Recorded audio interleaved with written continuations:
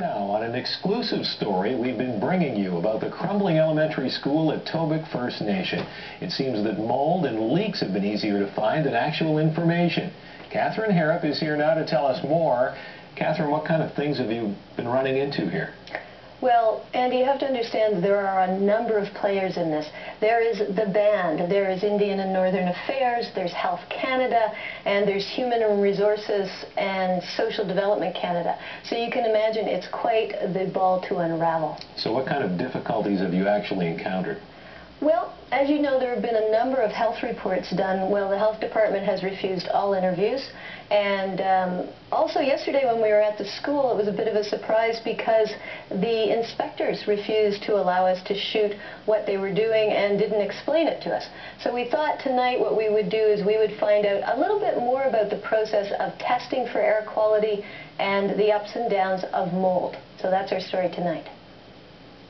Victor Nowicki runs a company that knows how to deal with mold problems.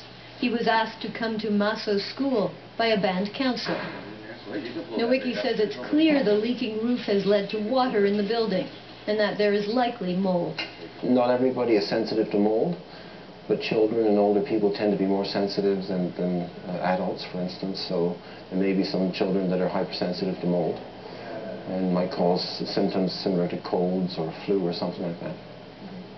Would you be concerned with your child like this? Well, I certainly wouldn't want any child in an atmosphere where there is mold, simply because I don't know whether they would react or not react. Federal inspectors came to the school to check the air quality, but they wouldn't allow us to film the procedure, nor would they tell us about it. So we asked a laboratory that analyzes air samples for mold. Microbiologist Sofia Kondratova says the inspectors would have captured the spores on a gel strip like this. You see the pink here?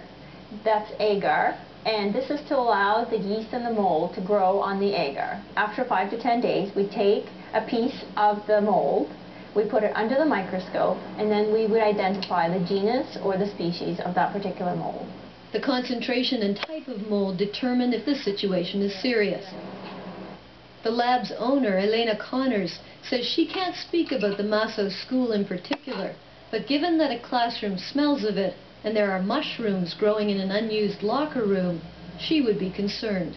If you see the mold, you smell the mold, then there is a problem, and I wouldn't leave my child there. Indian and Northern Affairs says it's awaiting the results of the air tests, and it is arranging with the third-party manager of the band for one of the department's engineers to check out the school building. So, Catherine, that has to be good news that there at least is going to be a building inspection. Yes, it is good news.